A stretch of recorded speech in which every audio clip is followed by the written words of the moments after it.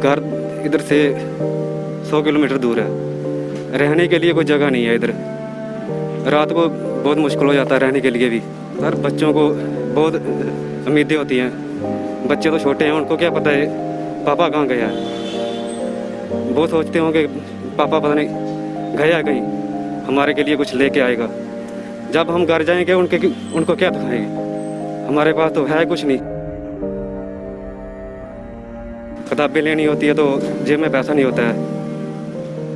अभी कोरोना का महामारी का दिन है, अभी स्कूल वाले फ़ोन में भेज रहे हैं, हमारे पास वो भी फ़ोन नहीं है। हम ही चाहते हैं हमारे पास भी वो फ़ोन हो जिसमें हम बच्चों को कक्षा दे सकें। ना डिपार्टमेंट हमें पे दे रहा है कोई, ना बीपीएल हमारा बन रहा है, हम तो खजली हो रहे हैं यहाँ।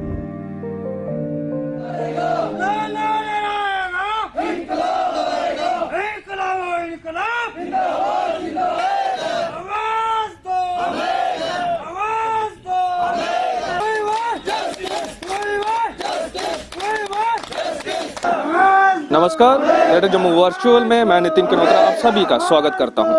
पिछले कई महीनों से आप देख रहे हैं कि कभी कोई डिपार्टमेंट तो कभी कोई डिपार्टमेंट, चाहे वो पीएचई कैजुअल लेबरर्स हों या चाहे वो पीडीडी कैजुअल लेबरर्स हों, इनकी डिमांड्स पिछले कई महीनों से चल रही है लेकिन शायद वो फुलफिल नहीं की जा रही। आज भी हम यहाँ देख सकते हैं कि कैजुअल लेबर नीड बेस जो यूनियन है इनकी जम्मू प्रोविंस की, उनका यहाँ पर धरना प्रदर्शन चल रहा है। कोशिश करेंगे जानने की कि इनका ये प्रदर्शन क्यों है, किस वजह से इन्हें हर रोज सड़कों पर आना पड़ता है। तो चलते हैं, इनसे बात करते हैं। आपका नाम? सर मेरा नाम परसोत्तम है। परसोत्तम जी, क्या वजह है कि आज आप प्रोटेस्ट कर रहे हैं, धरना प्रदर्शन कर रहे हैं और यहाँ सड़कों पर आप बैठे हुए हैं? हाँ जी सर हमें पीटीडी में कोई 10 साल हो गए काम करते। परसोत्तम जी कहाँ के रहने वाले हो? मैं सर रामनगर के रहने वाले। परसोत्तम जी आपकी कितनी उम्र है? सर 34 साल। 34 साल आपकी उम्र है। परसोत्तम जी आपकी शादी हुई है? हाँ सर। कितने बच्चे? 3 बच्चे हैं। 3 बच्चे हैं। बेटी बेटा है या क्या? 2 बेटियां एक बेटा है। 2 बेटियां हैं और एक बेटा है। बच्चे पढ़ते भी होंगे? हाँ सर पढ़ते हैं, 2 पढ़ते हैं, एक छोटी है। तो बेटा बेटी आपके पढ़ते हैं? हाँ। किस क्लास में पढ़ते हैं? एक 3rd में पढ़ता है, एक 2nd में। एक 3rd में पढ़ता है और एक 2nd में पढ़ता है। परसोत्तम जी, अब मैं आपसे ये जानना चाहूँगा कि क्या वजह है कि आप यहाँ सड़कों पर आकर प्रदर्शन कर रहे हैं?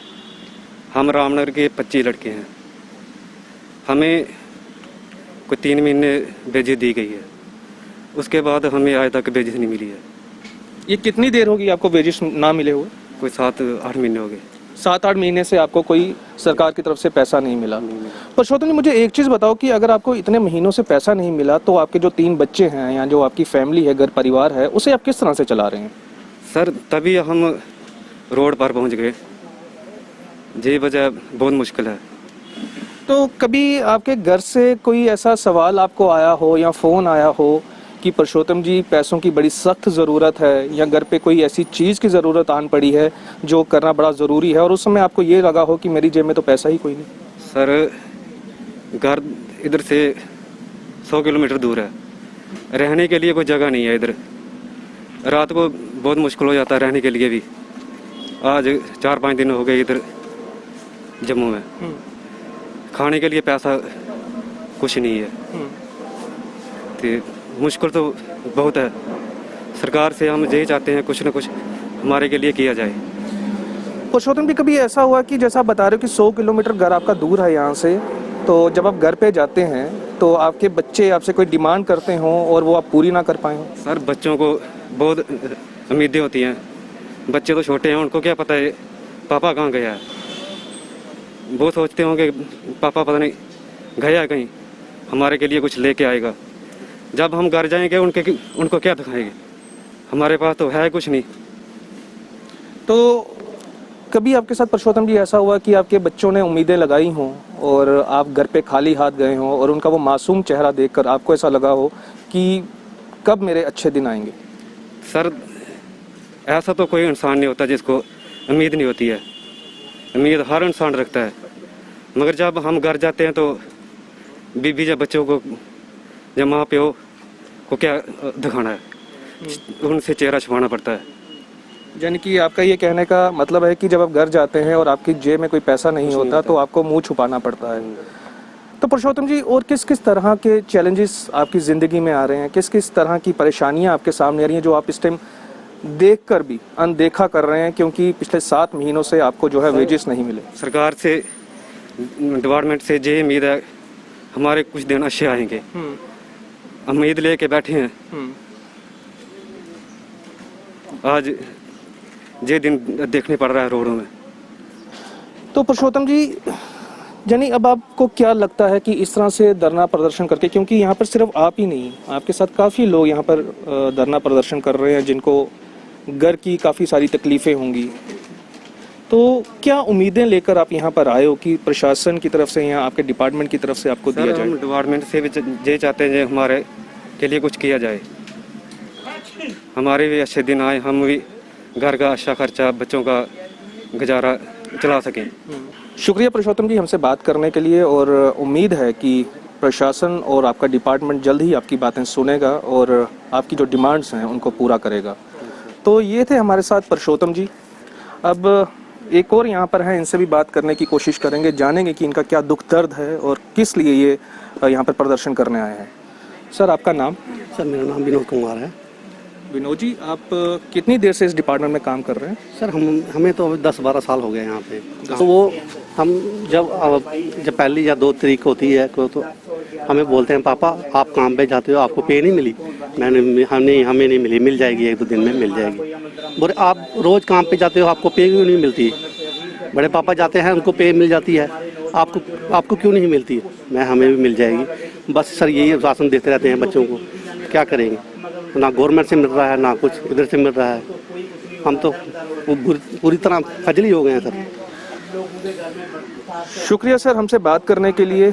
उम्मीद है कि हमारे चैनल के माध्यम से आपकी आवाज़ प्रशासन तक पहुंचाई जाए, यहाँ के जो आला अधिकारी हैं डिपार्टमेंट के उन तक पहुंचे और वो जल्द से जल्द कोई निर्णय लेके उसे इम्प्लीमेंट करे, ताकि आप सबको इस तरह से प्रदर्शन ना करना पड़े और आपके बच्चों से आप लोगों को मुंह ना छुपाना पड़े।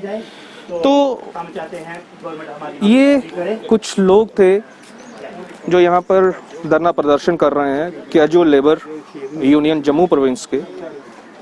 इनमें मेरी 2 लोगों से बात हुई, दोनों का अलग अलग कहना है कि प्रदर्शन करने का किसी का मन नहीं होता, सड़कों पे आने का किसी का मन नहीं होता, लेकिन मजबूरी खींच लाती है। पुरुषोत्तम जी से हमारी बात हुई तो जो रामनगर के रहने वाले हैं, जिनकी 34 साल उम्र है, 3 उनके बच्चे हैं, 2 बच्चे उनके पढ़ रहे हैं, लेकिन कई बार ऐसी स्थिति बन जाती है उनकी ज़िंदगी में कि वो अपने बच्चों की किताबें भी पूरी नहीं कर सकते। कई बार ऐसी स्थिति बन जाती है कि वो बच्चों का खाना भी पूरा नहीं कर सकते, और जब वो घर लौट कर जाते हैं, जबकि बच्चों को उम्मीदें होती हैं कि आज पापा बाहर गए हैं तो कुछ खाने को लेके आएंगे, और उस समय उन्हें मुंह छुपाना पड़ता है। उम्मीद है कि प्रशासन भी इनकी बात सुने, उम्मीद है कि इनका डिपार्टमेंट के जो आला अधिकारी हैं वो भी इनकी आवाज़ सुने, क्योंकि यहाँ पर सिर्फ ये 2 लोग ही नहीं बल्कि काफ़ी लोग यहाँ पे आप देख सकते हैं जिनकी अपनी अपनी हर किस्म की मजबूरी इनको यहाँ पर खींच कर लाई है।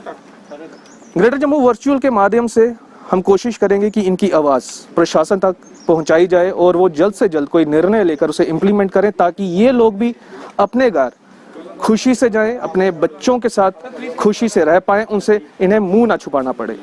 वीडियो जर्नलिस्ट अश्विनी कुमार के साथ मैं नितिन कनोत्रा, ग्रेटर जम्मू वर्चुअल के लिए।